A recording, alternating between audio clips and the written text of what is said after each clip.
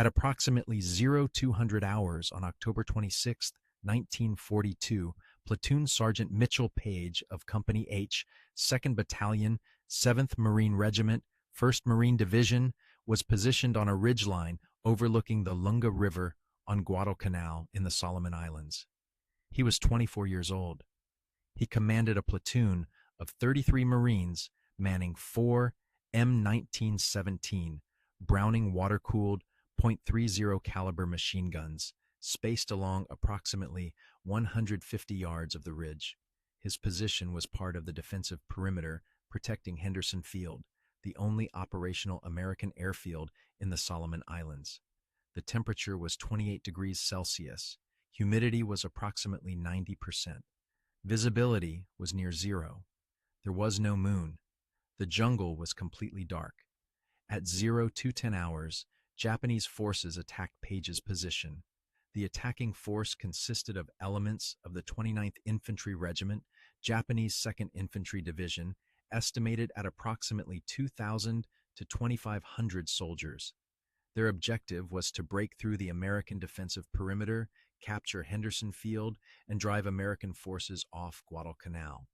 Over the next 3 hours, Japanese soldiers would attack Paige's position in multiple waves.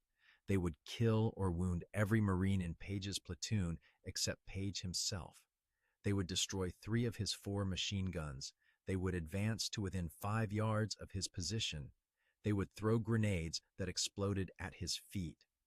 They would fire rifles and machine guns at him from distances measured in meters.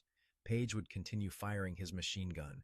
When that gun was destroyed, he would move to another gun and continue firing. When ammunition ran low, he would move forward under fire to retrieve ammunition from dead Marines and dead Japanese soldiers. When his gun barrel overheated and began to fail, he would change the barrel while under direct fire. When dawn came and the Japanese withdrew, more than 110 Japanese soldiers would be counted dead in front of his position. The action would earn him the Medal of Honor. It would become one of the most thoroughly documented individual defensive actions of World War II. Japanese officers who survived the battle and were captured later in the war stated that Paige's position was considered impenetrable and that multiple assault waves were destroyed trying to take it. This is what happened. Mitchell Paige was born on August 31, 1918 in Charleroi, Pennsylvania, a coal mining town approximately 25 miles south of Pittsburgh. He was the youngest of 9 children born to Serbian immigrant parents. His father, Vojan Paige, worked in the coal mines. The family name had been changed from Pajovic to Paige after arriving in the United States. The family spoke Serbian at home. Mitchell learned English in school. Paige attended school through 8th grade in Charleroi. He left school at age 14 to work, initially in a grocery store, then in a steel mill. Work was irregular during the Great Depression. In 1936, at age 17, with limited prospects in Pennsylvania, Paige decided to join the military. On September 1, 1936, Paige enlisted in the United States Marine Corps at the recruiting office in Pittsburgh. He completed recruit training at Parris Island, South Carolina, in November 1936. He was assigned to the 10th Marine Regiment at Quantico, Virginia. He was trained as a machine gunner. The M1917 Browning machine gun that Paige was trained on was a water-cooled, belt-fed weapon, firing .3006 Springfield rounds. The gun weighed 41 pounds without water or ammunition. With water in the cooling jacket and a full ammunition belt, the operational weight was approximately 93 pounds. The tripod weighed an additional 53 pounds. The complete weapon system weighed 146 pounds. The M1917 fired at a rate of approximately 450 to 600 rounds per minute. Effective range was 1,000 yards. The water cooling jacket allowed sustained fire without barrel failure. In contrast, air-cooled machine guns of the era would overheat after several hundred rounds of continuous fire. The M1917 could fire thousands of rounds continuously as long as water and ammunition were supplied. Paige was trained not only to fire the weapon, but to maintain it, clear malfunctions, change barrels, adjust headspace, and position it for maximum tactical effect. Machine gun training emphasized fire discipline, ammunition conservation, and interlocking fields of fire with other guns. Paige proved to be an excellent machine gunner and was promoted to private first class in 1937 and to corporal in 1939. In September 1939, Paige was assigned to the Marine Detachment aboard the USS Oklahoma, a battleship of the Pacific Fleet. He served aboard the Oklahoma for 2 years. In September 1941, he was transferred to the 7th Marine Regiment, which was forming at Camp Elliott near San Diego, California. He was promoted to sergeant in October 1941. On December 7, 1941, Japan attacked Pearl Harbor. The USS Oklahoma, Paige's former ship, was sunk during the attack with the loss of 429 crew members. Paige learned that many Marines he had served with were killed. This fact, documented in his later statements, informed his determination during subsequent combat. The 7th Marine Regiment was assigned to garrison duty in American Samoa in January 1942. The regiment remained in Samoa through August 1942, training and preparing for offensive operations. In August 1942, the regiment received orders to deploy to Guadalcanal to reinforce the 1st Marine Division, which had landed on Guadalcanal on August 7, 1942, and was engaged in heavy fighting with Japanese forces attempting to retake the island.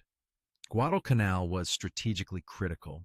The Japanese had been constructing an airfield on the island, which, if operational, would allow Japanese aircraft to dominate the sea lanes between the United States and Australia. American forces captured the airfield on August 7th before it was completed. American engineers finished the airfield, naming it Henderson Field, and began operating aircraft from it. Control of Henderson Field meant control of the airspace over the southern Solomon Islands. Japanese forces were determined to recapture Henderson Field. From August through October 1942, Japanese units were reinforced nightly by ships that became known as the Tokyo Express. By late October, Japanese strength on Guadalcanal was estimated at 20,000 to 25,000 soldiers.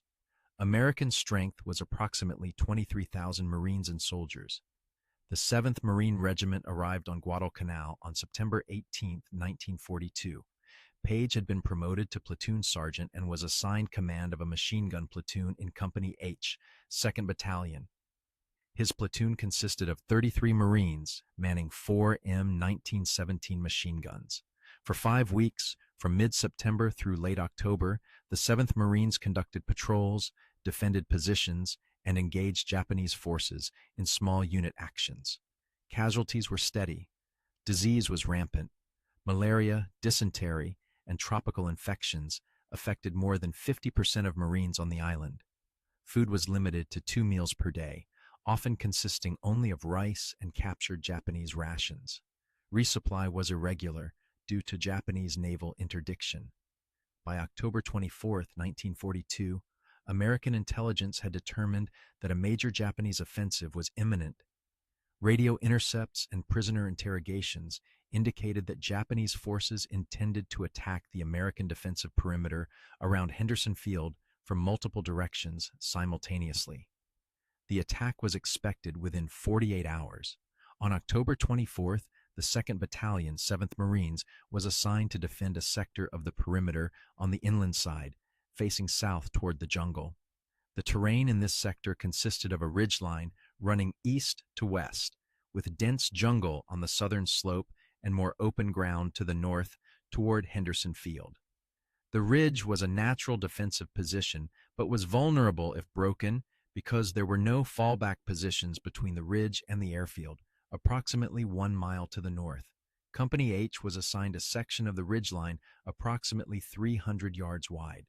The company numbered approximately 90 Marines, reduced from its authorized strength of 242 due to casualties and disease. Paige's platoon was positioned on the left flank of the company sector. His 4 machine guns were positioned to cover approaches from the south and southeast. Distance between guns was approximately 30 to 40 yards. Each gun position had 2 or 3 Marines assigned to it as gunner, assistant gunner, and ammunition bearer. Page's own position was at the second gun from the left of his platoon sector. He functioned as platoon sergeant, meaning he supervised all 4 guns, but he also acted as gunner for his gun when necessary. His assistant gunner was Corporal Anthony Malinowski. His ammunition bearer was Private First Class Leland Diamond. Page's machine gun was positioned behind a slight rise in the ridge, providing some defilade protection. The field of fire extended approximately 50 yards to the front before dense jungle limited visibility. The gun was sighted to fire along the ridge to the left and down the slope to the front. Interlocking fire with the gun, positioned 30 yards to his left, covered the area between the 2 positions. On the afternoon of October 25th, Company H improved its positions. Marines dug deeper fighting holes, cleared additional fields of fire, stacked ammunition, and filled water cans for the machine gun cooling jackets. Each machine gun position had approximately 3,000 rounds of belted ammunition stacked in metal cans. Each position had 2 spare barrels. Water cans, 5-gallon capacity, were positioned at each gun for refilling the cooling jackets. At approximately 1900 hours on October 25th, as darkness fell, the company was ordered to stand to. All Marines manned their positions. The night was expected to be the night of the Japanese attack. At approximately 2100 hours, American artillery began firing on suspected Japanese assembly areas south of the ridge. The artillery fire continued intermittently through the evening. At approximately 0100 hours on October 26th, the artillery fire ceased. Silence followed. At 0210 hours, Japanese forces began their attack. The attack was preceded by a brief mortar barrage that lasted approximately 2 minutes. Mortar rounds impacted across the ridge. 1 round hit near Page's position but caused no casualties. Immediately after the mortar fire ceased, Japanese soldiers emerged from the jungle. They were not visible in the darkness, but they were audible. They were shouting, which was standard Japanese infantry assault doctrine intended to intimidate defenders and maintain unit cohesion in darkness. The first wave hit the company perimeter at approximately 0212 hours. Japanese soldiers advanced in a line, moving uphill toward the Marine positions. Distance from the jungle tree line to the Marine positions was approximately 50 to 75 yards, depending on location. Company H opened fire. Rifle fire, machine gun fire, and grenade explosions created continuous noise. The machine guns fired on predetermined lines that had been registered during daylight. Tracers showed the guns were firing into the approaching Japanese soldiers. The first Japanese wave was stopped approximately 20 yards from the Marine positions. Japanese casualties were heavy. The attack faltered. Japanese soldiers who were not hit went to ground or retreated into the jungle. At approximately 0225 hours, a second Japanese wave attacked. This wave was larger, estimated at 300 to 400 soldiers based on the volume of fire and the width of the attack. The second wave attacked the same positions as the first wave, advancing over the bodies of the first wave's casualties. The second wave reached the Marine positions. Japanese soldiers were within grenade range. Grenades were thrown in both directions. Close-range rifle fire and machine gun fire at ranges of 10 to 15 yards killed soldiers on both sides. The fighting was hand-to-hand in some positions. Page's machine gun fired continuously during the second wave. The gun was aimed low, firing directly into the advancing Japanese soldiers at ranges that decreased from 50 yards to 20 yards to 10 yards. Paige fired in bursts of 10 to 15 rounds, traversing the gun left and right across his field of fire. Japanese soldiers fell. More came forward. At approximately 0235 hours, the machine gun position to Page's left was overrun. The 3 Marines manning that gun were killed by grenades and rifle fire. Japanese soldiers occupied that position and began firing on Page's position from 30 yards to his left. At approximately 0240 hours, the machine gun position to Page's right, approximately 40 yards away, was also overrun. The crew of that gun was killed. Japanese soldiers now occupied positions on both sides of Page's gun. Page's position was taking fire from three directions: from the front, where Japanese soldiers were still advancing uphill; from the left, where Japanese soldiers had taken the first gun position; and from the right, where Japanese had taken the third gun position.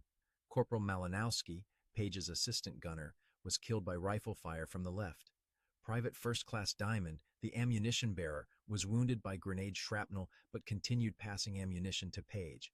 At approximately 02:45 hours, the 4th machine gun position, the rightmost gun in Page's platoon sector, ceased firing. Page could not see that position in the darkness, but assumed it had been destroyed or the crew had been killed. Page continued firing his gun.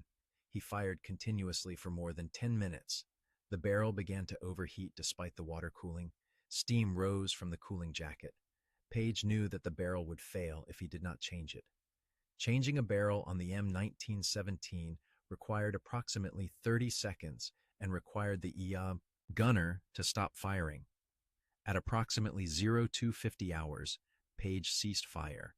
He opened the gun's receiver, removed the hot barrel using an asbestos mitt, set it aside, took a spare barrel from the stack next to his position, inserted it into the receiver, closed the receiver, adjusted the headspace using the headspace gauge, loaded a belt of ammunition, and resumed firing. The entire process took approximately 35 seconds. During those 35 seconds, Japanese soldiers advanced to within 5 yards of his position. Page resumed firing. The new barrel was cold and functioned properly. He fired at the advancing Japanese soldiers at ranges measured in feet. Japanese soldiers were throwing grenades. Grenades exploded within meters of his position. Shrapnel hit the sandbags and dirt around his gun. He was not hit. At approximately 0300 hours, ammunition at Page's position was running low. Diamond, the wounded ammunition bearer, informed Page that fewer than 500 rounds remained at the position. Page needed more ammunition. The nearest ammunition was at the gun positions that had been overrun. Page told Diamond to continue feeding ammunition and to fire the gun if Japanese soldiers approached. Page took his rifle, a M1 Garand, and moved left toward the overrun gun position 30 yards away. He crawled through the darkness. Japanese soldiers were in that position. He could hear them talking. Page approached the position from the rear. He threw a grenade into the position. The grenade exploded, killing or wounding the Japanese soldiers there. Page entered the position. 2 Japanese soldiers were dead. The marine gun crew was dead. Ammunition cans were stacked at the position. Page grabbed 2 ammunition cans, each containing approximately 250 rounds in belts, and crawled back to his own position. The movement took approximately 5 minutes. Page resumed firing his gun.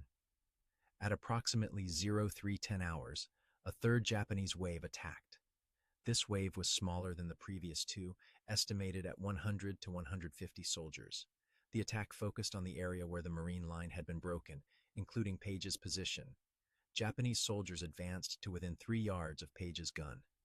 He fired directly into them. Bodies fell on top of bodies. The attack was stopped by the volume of fire from Page's gun.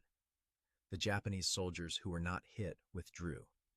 At approximately 0330 hours, firing decreased across the company sector.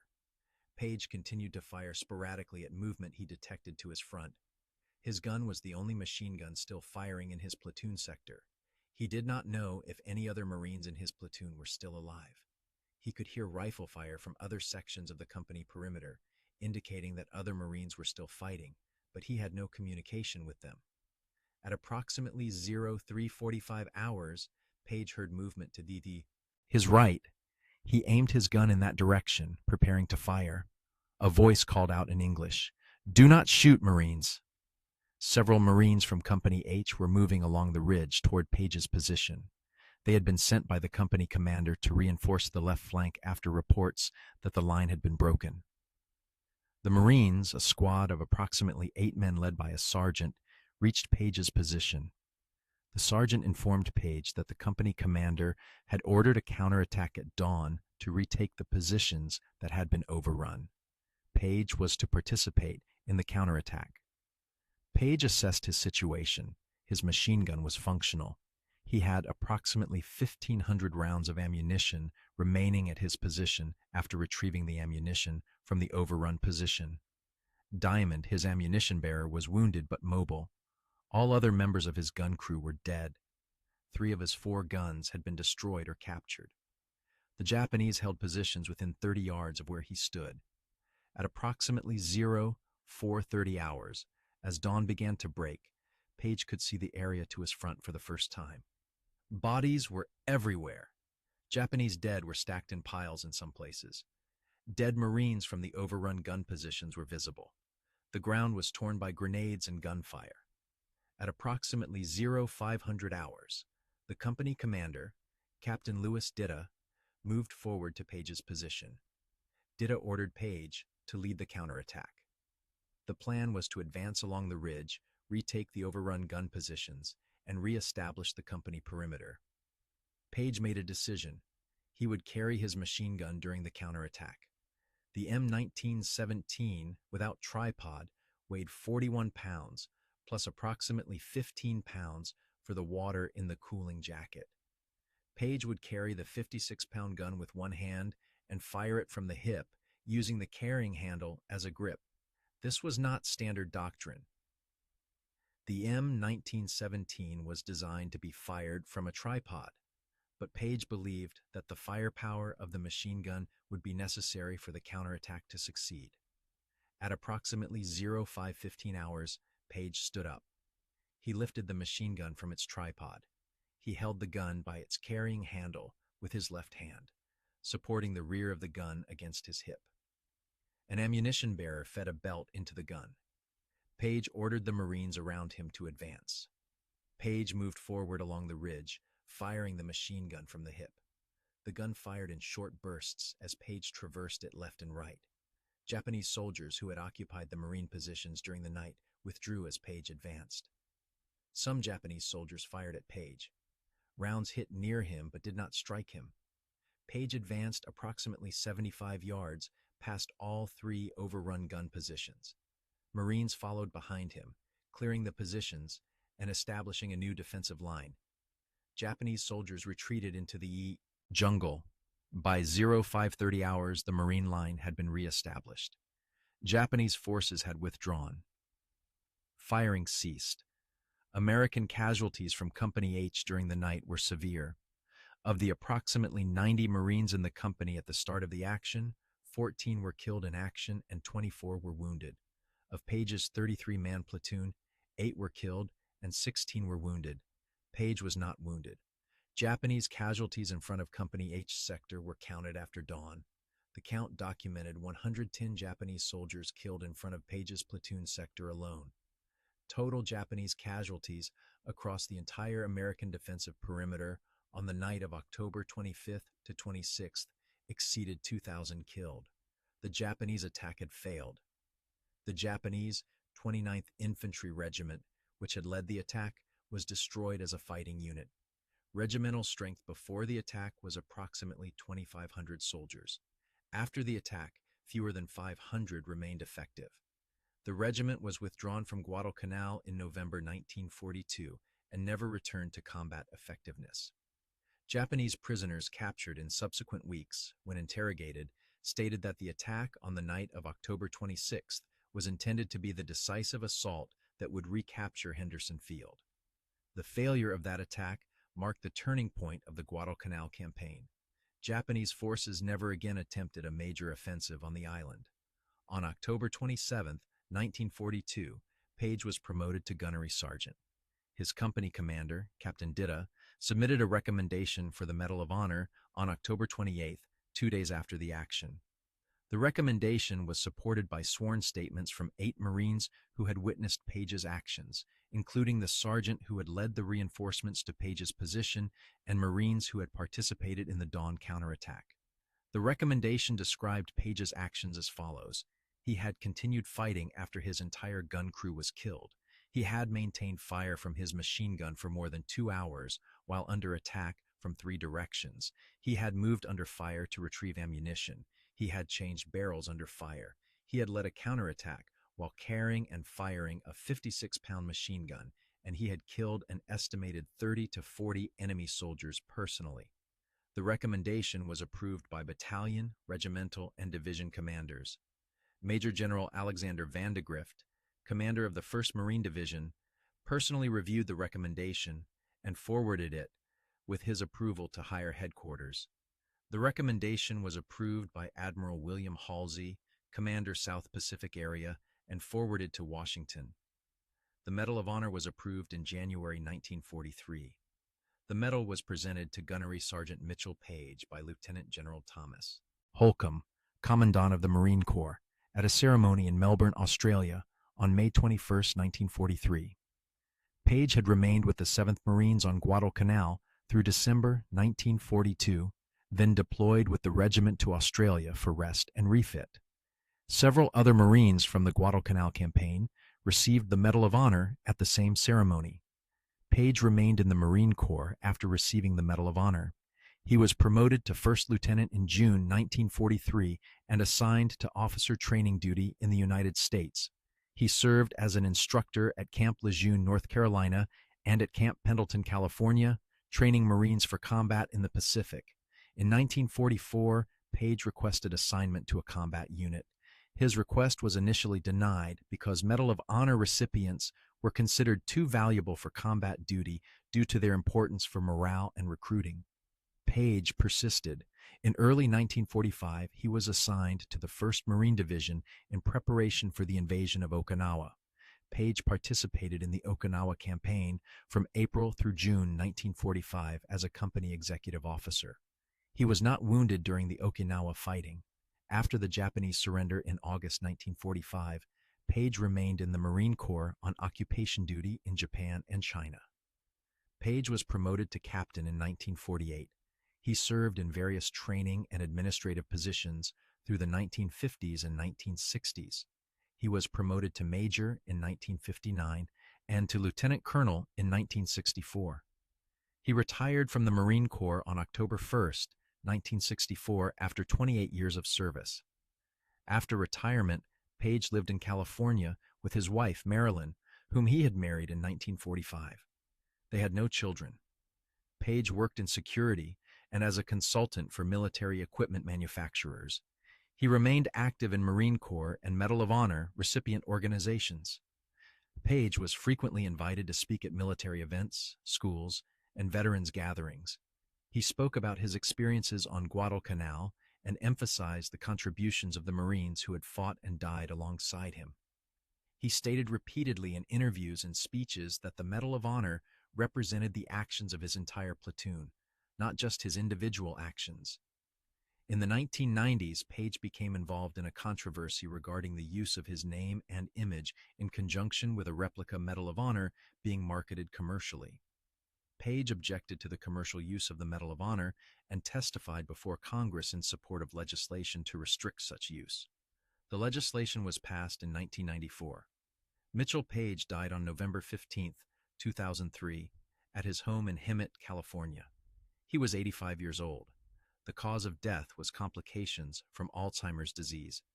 He was buried with full military honors at Arlington National Cemetery in Virginia. His funeral was attended by more than 500 people, including the Commandant of the Marine Corps, multiple generals, and dozens of Marines from the 7th Marine Regiment.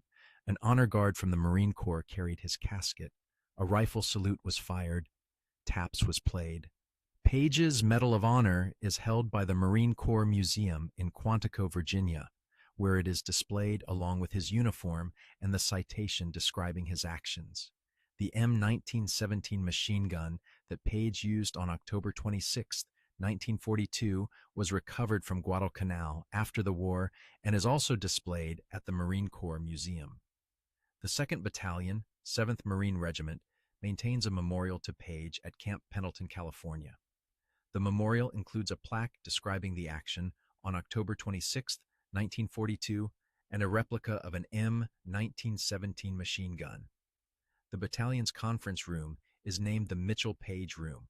A section of highway in Charleroi, Pennsylvania, Paige's hometown, is designated the Platoon Sergeant Mitchell Paige Memorial Highway. The local Veterans of Foreign Wars post in Charleroi is named the Mitchell Paige Post. Paige's Medal of Honor citation reads, "For extraordinary heroism and conspicuous gallantry in action above and beyond the call of duty while serving with a company of Marines in combat against enemy Japanese forces in the Solomon Islands on October 26, 1942. When the enemy broke through the line directly in front of his position, Platoon Sergeant Paige, commanding a machine gun section with fearless determination, continued to direct the fire of his gunners until all his men were either killed or wounded. Alone, against the deadly hail of Japanese shells, he fought with his gun, and when it was destroyed, took over another, moving from gun to gun, never ceasing his withering fire against the advancing hordes until reinforcements finally arrived." The citation continues describing his actions during the dawn counterattack. The Japanese forces that attacked his position on October 26th numbered approximately 2,000 soldiers from a full infantry regiment. Paige's platoon of 33 Marines stopped that attack. The cost was 8 Marines killed and 16 wounded from his platoon. Paige survived without a wound, despite being under direct fire for more than 3 hours. If this story moved you, please take a moment to like this video and subscribe to this channel. We are committed to telling the documented stories of Medal of Honor recipients, more than 3,500 stories spanning more than 150 years of American military history. Each story deserves to be told with precision and respect. Each recipient deserves to be remembered. Leave a comment below. Share where you are watching from.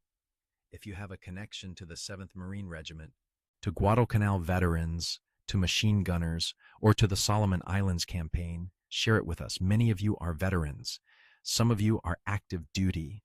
Some are family members of those who served. Some are simply people who want to understand what individuals did in the most extreme circumstances and why their actions mattered. On the night of October 26, 1942, on a ridge on Guadalcanal, 8 Marines from Mitchell Paige's platoon died. Their names were Malinowski, Diamond, and 6 others whose names were recorded in the casualty reports of Company H, 2nd Battalion, 7th Marines. They died defending a position against overwhelming odds. Mitchell Paige survived that night because he continued firing when his entire crew was killed, because he moved under fire to retrieve ammunition, because he changed barrels while grenades exploded around him, and because he made the decision at dawn to carry a 56-pound machine gun and lead a counterattack. The facts speak for themselves. Thank you for watching. Thank you for remembering.